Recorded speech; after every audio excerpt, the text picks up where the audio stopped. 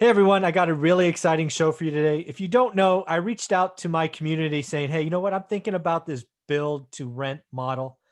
And wouldn't you know it, one of my rock star guests who's been on the channel before reached out and said, hey, we're doing infill house development. We're doing a subdivision and this build to rent model is out there. So I said, hey, let's talk about it because I don't think we did that last time. So let's welcome Chris back to the show. How you doing, man? Awesome. Thanks for having me on. Yeah, last time we talked cash flow, That's right. but I have two businesses. So this is the definite other side. Yeah. So part A was cash flow, Chris. Now we're doing new construction, Chris. There we go.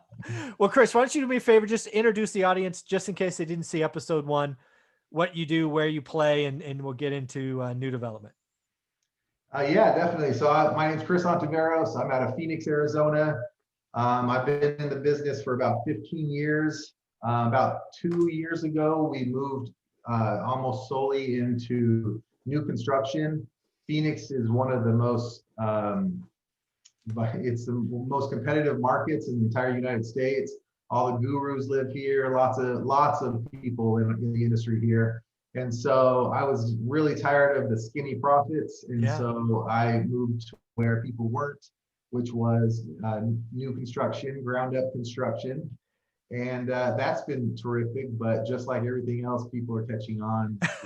Land values are going up, land prices, more and more people are doing it. So we Well, always got to stay ahead. yeah, it's funny. You and I think the same. I mean, my market's very tough. It's probably not calling Fresno, California, Phoenix is insulting to Phoenix. I get it. Phoenix is much hotter, but my little world, a month supply, 0.9 month supply. It's tight. It's tightest I've seen in 20 years. Stuff's getting 5, 6, 7 bids in a weekend, right? Offers. Amazing. So, and I haven't frankly seen a good wholesale deal in 9 months, right? Right. Most of the wholesale deals I would pay get almost ARV, right? They're just that skinny, right? But more power to them. If they can sell them, they can. I can't buy them and make money, but maybe somebody can. So never get mad at a wholesaler for being able to sell it. not at all. Mad at the buyer for paying. Yeah. But yeah, that's where we got to where. So my last flip that I bought, I knew it was skinny. It was a super skinny deal, but it was a carpet paint. So I bought it. We did everything right. We turned that thing in like 10 days, sold it for what I thought, and we were only going to make like 15,000, which is well below our formula. Yeah.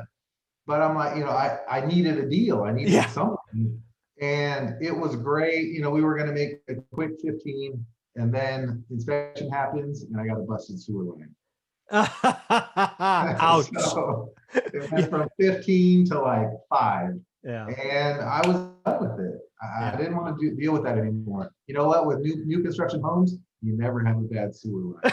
That's right. It's hard to have a bad one when you're putting it in. And new, right? That's amazing. So it's funny. As always, you're 2 years ahead of me, right? I was fighting the skinny deal formula, or frankly, being comfortable not doing deals, right? I think we did 26 or 27 in 18.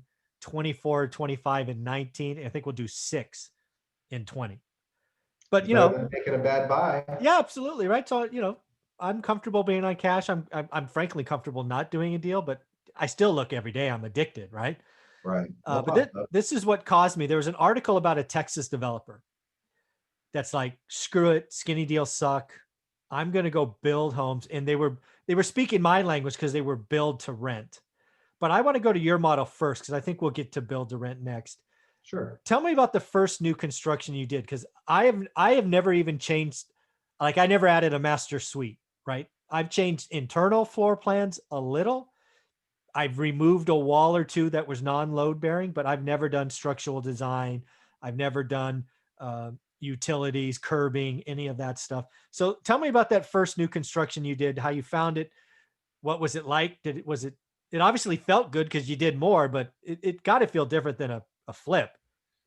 It definitely did. So time frames are a big difference on that. But yeah, when I was preparing to move into this world, there were a few things that I just didn't have. There's a few numbers that I just didn't have that I had to figure out. So in the past, I do like fire damage. I like adding square footage, doing, again, because that's things that most Yeah. investors won't do. So I had a really good idea of what most of the build would cost.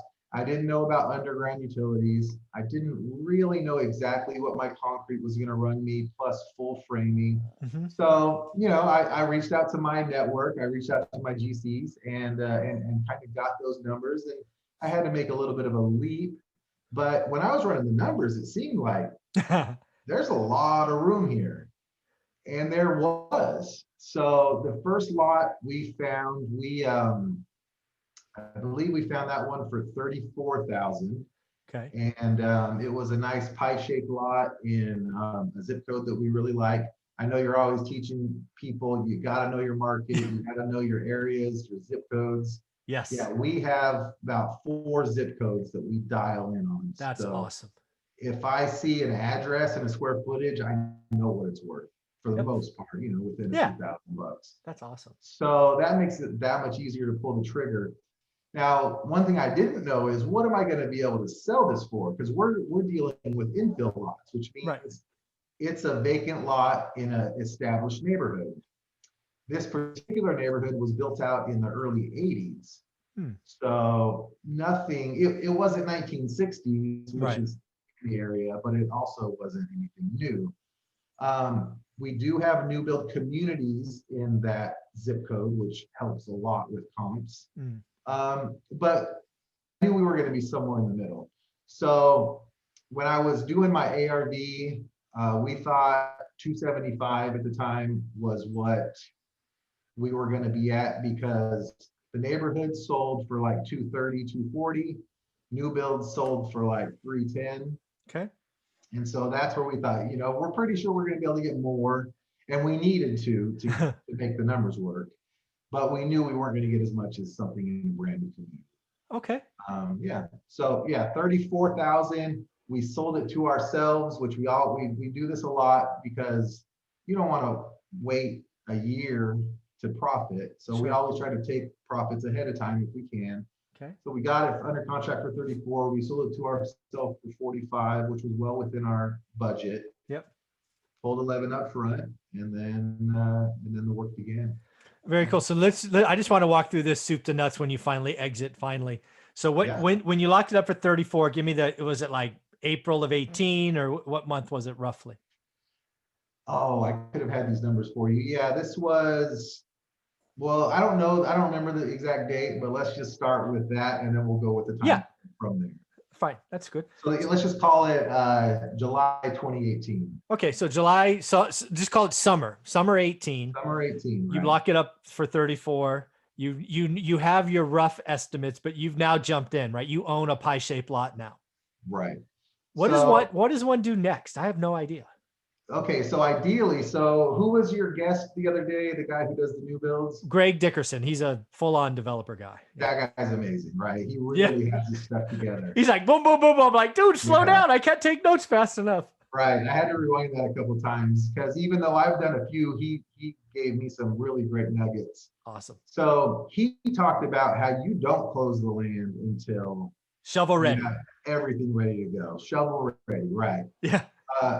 So we attempt to do that. So once we get it locked up, we do try to get a long escrow period. Okay. Our standard inspection period, our boilerplate on our contracts is 30 days just for due diligence, usually like a 90-day close.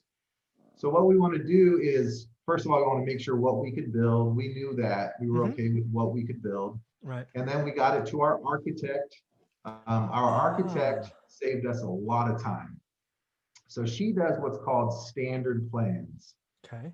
A standard plan is pre-approved. The house itself is pre-approved by the city. So they took it through a special permitting process. And this house, as long as you don't change anything, it's approved. They don't even have to look at it. So what she does, just to summarize, trying to connect your conversation with Greg, is she probably looks at the lot, understands the setback rules, and goes, hey, this standard house will fit in the middle given all the rules. Is that fair? Correct. Yeah. So awesome. Okay. Yeah. So we took the house, placed it on the lot. Now that part does have to go through the city approval because they Sure. have to do the site plan, the grading and drainage, all the engineering to make sure that's okay, because that does change. The house itself doesn't change. It's Okay. exactly the same. Okay. All right. So she saved you. Did you even look at the house? Did you know what you were getting? Did she like show you, hey, there's two standard plans. You can have A or B, or she's like, hey, you got one option, buddy. It's just this. She had different levels, so different square footage. Okay. And we can talk about what to build Sure. later in a little bit if you want. But I knew I wanted a 4-bedroom around 1,600 square feet. And that's what, so that's the Single plan. level or Single level, yeah. This was a big lot. Yeah, makes sense. But this house had been built before, so I was able to drive the neighborhoods and actually see what it looks like, which is nice. Meaning the standard house had been built before. The standard house has been built many times in the past. Yep. Okay. All right. I like that. So, okay. Now you get, I guess you get the thumbs up from the city. Then yeah, so she submits all the engineering. The property itself doesn't have to be approved. Okay. At that time, this was pre-COVID, so I believe they turned that in probably 45 days or so. All right. So you're probably exiting summer at this point. Yeah. So now from July, we're probably into September now. Yep. And now we have our plans and permits. So now we can break ground. Right. And part of that was, so a couple things is, do you have utilities? Mm-hmm. We had to order a new water service. Okay. This particular one went in the alley. And then we had 2 options on, actually, no, not on this one, we didn't. The sewer, so the water was in the back, the sewer was in the front. And so we had to pay a bond to say that we're going to fix the blacktop. Okay. So we dug into that. There was one thing that will really add to the cost is if you have to shut down the street to cut into the street to tap. We were in a regular neighborhood, so that wasn't an issue. Okay. You just put cones around it or something? Yeah, like we're doing 2 apartments and they're both on a major road. No. So we think it's probably going to be around $25,000 to shut it down for a couple of days. All right. Note to self. Got it. Okay. Right. So if it's a single family house, that's going to blow your budget. Yeah. These are larger apartments. They're worth millions. So 25 is not much. Okay. But yeah, that could really kill a budget. So you got to figure out your utilities. Yeah. Cool. Okay. All right. And now so now you get is first you just level the lot and put in concrete. Is that kind of foundation, I guess, is first? Yeah. So step 1 was clear the lot. There was a bunch of bushes on it. Yeah. Step 2 happens a lot is you got to bring in a bunch of dirt because they set a pin. So the surveyor marks the corners and then they set the pin for the level of the house, which is very important. If your pin's off, they'll come look, and they're not going to do it after concrete. They're going to come do it when the house is almost done. If you're off, you're going to have to tear that house down. Not good. So yeah, you got to make sure your pin's right. And it can be as simple as the neighborhood kids coming and messing with it and knocking it down a few inches. So you want to definitely have your lot fenced off. You don't want anybody messing with that pin, huh? Right. Oh, so we clear the lot. We bring in a bunch of dirt to raise the pad level, and then the underground plumbing. So they pop up all the underground plumbing, and then they set the forms for the concrete. And then that's your first inspection. They're going to come do inspect the forms, make sure all your pipes are wired correctly. Make sure you have a UFER cable for your electric. A lot of little things like that. Okay. All right. And we're talking quick here, but these are week-long things, I'm guessing. It's not like 8-hour jobs. Yeah, that probably takes about a week to get to that first inspection. Okay. And then then somebody else comes in and starts basically doing the outer shell, I'm guessing? Yeah. So once you have that, they come in and pour the foundation. You're supposed to let concrete cure for 2 weeks. Nobody does that. We let it go over the weekend for the most part, 3 or 4 days. And by then you want to have ordered, 6 weeks before you needed to order the lumber package. Yeah. So that's sitting there ready to go, along with the trusses. Yeah. So they frame it right up, and get the exterior shell. You want to put the roof on, and then that's called a dry out. So you're Okay. drying out the inside. You have your walls. You're going to do all that. So yeah, you're going to have a few framing inspections. You're Yeah. going to have a shear wall inspection. That's where you start putting in your exterior windows, your doors, your garage. The garage door can wait, but yeah. So you're doing all that. That's the So next. now you're probably into this couple of months. So now framing is another week to 2 weeks. Yeah. Oh, So really? Okay. you're probably in it for a month All right. A little before faster than I you thought. get to utilities. Okay. Wow. So what I'm really hearing is there's a lot more involved, rightly so, with new development from scratch, even infill lots than a flip, right? Yeah. Your longest flip normally would be what, 3 months if you're adding square footage? Right. Yeah. Yeah. We And try paint, to paint do at carbon's least, 10 days, like you said yeah, earlier. we're always looking to do on flips like around 5,000 or more a week. So if it's a 30,000 flip, we want that in 6 weeks or less. Oh, okay. I like that. All right. Yeah. All right. So let's go back to this infill lot. So let's just get to the end of the table. You have paid, so you paid again 34 for the lot. What did you pay everybody to get the house finished? All the architects, plumbers, fees. What was the cost just for the build, not the lot? Okay, so I believe we were right around 140,000 on this one. So under 100 a foot, because I think you said it was 1,600 square feet, right? It was, yeah. So that's, what is that, like $90 a foot? Yeah, we're trying to be around $90 a foot with before so when you're getting bids on the house, this is how much it is to build the house. Yes. Every lot's going to be different with landscaping and Yep. like block walls and stuff like that. So that's going to be a variable. Right. Yeah. So that's outside. So you were 140 for the house. You were, in this case, 34 for the lot. So you're in it. Let's just rough and tough it at 180. Yeah, plus around 20. We had a lot of block wall to play. Yeah, so right around 200. Okay, 200.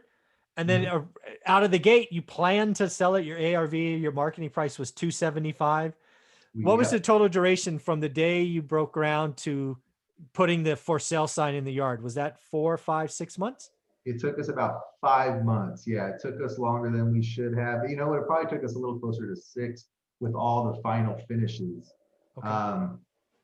Because we wanted to wait till the very end and get it staged and have a really And nice it was your process. first one, right? Let's not forget It was, that. yeah. So we wanted to our pictures and all that. On all these new ones, we're pre-selling everything. Okay. But on that first one, we waited till the very end, got it on market, listed it for 300,000. Ah, okay. Sold it for 300,000. Nice. But it didn't appraise. God damn appraisers. Yeah. So at this point, the market's going like that. So before the neighborhood was selling it like 230, 240. Now the neighborhood's selling at 260 and the new builds are at 330. Thank you. Sorry about that. So yeah, so we knew we were going to be in there. I thought the appraisal, we got them to go up a little bit. So we ended up at 290. Okay. 15,000 more than we thought. So let me summarize what I'm hearing in this. So you made about 90 grand in profit, rough and tough. 90 minus. Maybe 80 minus closing costs. Right, yeah. Commissions.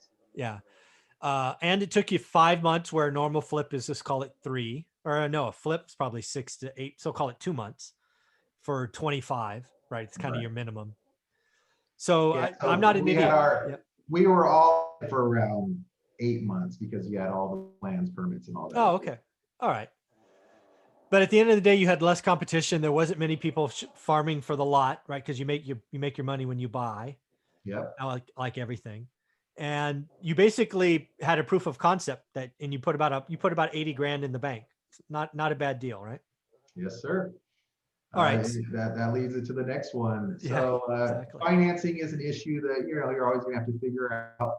Our market, as long as you own the lot free and clear, we have lenders who will fund 100% of the build. And they do those in tranches or at whatever percentages of construction, of course. Okay. Yeah, they always are going to take pictures. So that's good to stay ahead of it, take a lot of pictures, be in communication with your lender. Draws, you don't have to you don't want your GC waiting for draws. So Yeah. we always need to stay ahead of that. Yeah. Okay. So this was good. Did you do this at the time you did this first one? Was it the only new build you had? You were still doing flips on the side? Yep. All right. So now you've realized, hey, there's money to be had here, a little less competition. How quick did you kind of turn off the normal flipping and just do new construction, or did you keep them? It was a complete turn off. I figured. 100%. Yeah. Yeah. Why would you do a skinny flip in a tight market when you got this, right? Makes sense. Right. I mean, our formula shoots for a 20% profit margin, but we are seeing 22 to 30% profit margins on most of our new builds. Just so I'm clear, that was back in 18 and 19 or today? Both. Oh, wow. We're still seeing really good returns. The time, so we did get hurt by COVID. It did slow things down, but now things are kind of back to normal. Yeah. Our goal is to do 80% of our business standard plans. We're talking, starter homes. Yeah. And 20% is going to be apartments and custom builds and stuff like that, because we feel we can get our 1,300 square foot starter home done start to finish in 6 months. That's awesome. Now, how many projects do you juggle on standard homes, 1,300 square foot in a given month? Are you doing 3-4 projects at the same time? All different. Yeah, I would think. We have 18 in the pipeline right now, infills, and then we have a 22 lot subdivision that we're also working on. Nice. So how many infill lots did you do before you stepped up and said, you know what, maybe we go bigger and do that subdivision? Like 5. Oh, geez. Wow. Okay.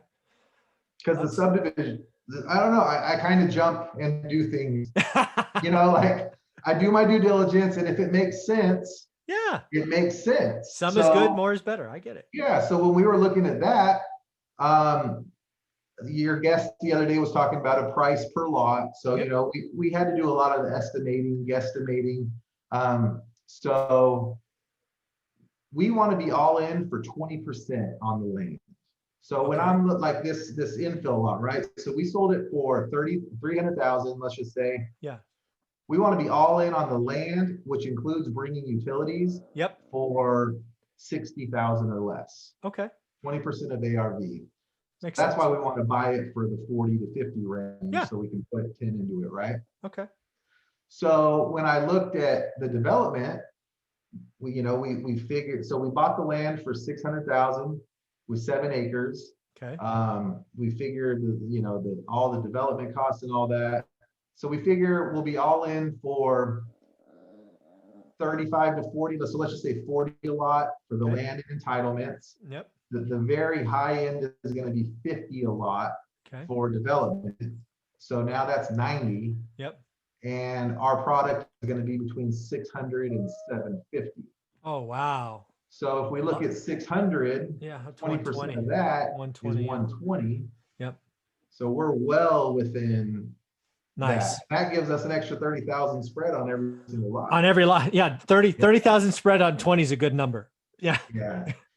So definitely you want to be in for much less than 20% if you're going to go through all the work of a subdivision, because very cool. We could get stuck with that. I mean, there was a lot of builders in 05, 06, 07 that there was a lot of finished lots there for a while. Yes. Yeah. Very, very cool. So, hey, so I'm curious now, you're looking at a subdivision that sounds like it's owner occupied, given the price point, 600 to 750. It is. Yeah, I would think so. But I'm curious, knowing what you know now about a subdivision, what do you think about the idea of doing a subdivision build to rent? I.e., you're probably building more standard homes like you were doing in the beginning. You're probably you're actually probably less space, right? Because again, it's bedrooms, bath, parking. You don't need, a bonus room and all these other things and a rental. Right. I mean, have you ever looked at that model or heard of other people doing it maybe in Phoenix? Just curious. Yes, there is, what's his name? Tom, there's a Tom something, and he does this. This is what he does, he does build to rent.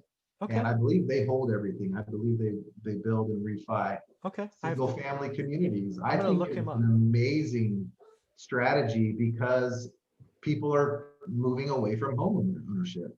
Yeah. You know, millennials and the newer people who are coming up who are buying houses, they don't want to own, they want to rent, they want to be agile, they want to be able to move. Yeah. And that's great for us. So I've been approached by 2 or 3 hedge funds who want to do this. They want us to do that with them. Wow. The only reason we haven't is because we can get such a great price retail right now. Oh yeah, the market today, yeah, Phoenix is nuts. yeah, they want to buy on a 5 to a 6 cap, and the prices we can sell and they sell immediately is not, you know, we would have to seriously take a hit. Yeah. So at this point, as developers, it doesn't make sense. But as the market softens, that's certainly something we're looking for. And not even just to sell, that's something we would look to buy and hold 100%. Yeah, because there's just something there. So I got to figure it out. I think I'm going to do the same thing you did.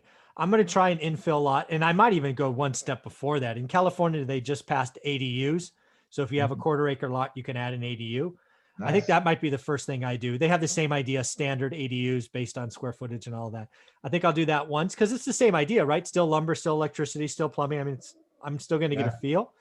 Then I'll do the infill lot, and then I'll see where it goes from there. I just think that's the right idea. Yeah. It's funny you talk about ADUs. Phoenix has gone away from that. Phoenix has banned ADUs. Interesting. If you're building new, you cannot build like a mother-in-law suite because they don't want Airbnbs in the city. There you go. California, it's about not having enough units because it's too hard to build here. So they're like, hey, give them an ADU, shut them up. That's Portland too. Portland is a big proponent. That's where a lot of what's it called? The not manufactured, but modular. Yeah. Modular is huge up in Portland because they'll just deliver the tiny little ADU. They'll drop it on your lot. You're done. Yeah, it's like here's how you put it together. Yeah, so that's definitely, we're looking towards modular. It's not very popular here in the Southwest. If you go back east, they're just making a killing. Yeah. So imagine that, Michael. Imagine you're doing all the development work on the lot, and plans, permits, development, all that. And while that's happening, the house is being built. Yeah, I know. As soon as you're ready, they drop it. Like, mind blown on that one. So it works well for mobile homes out here. Yeah. But we're capped on price, so we don't really want to get into that market. We want to be able to have significant. Very, very cool, Chris. Well, I appreciate your advice. I'm going to be staying in touch, probably asking you a bunch of questions, and good luck on your subdivision, man. Thank you. Appreciate it. All right. Thanks for the time. Take care.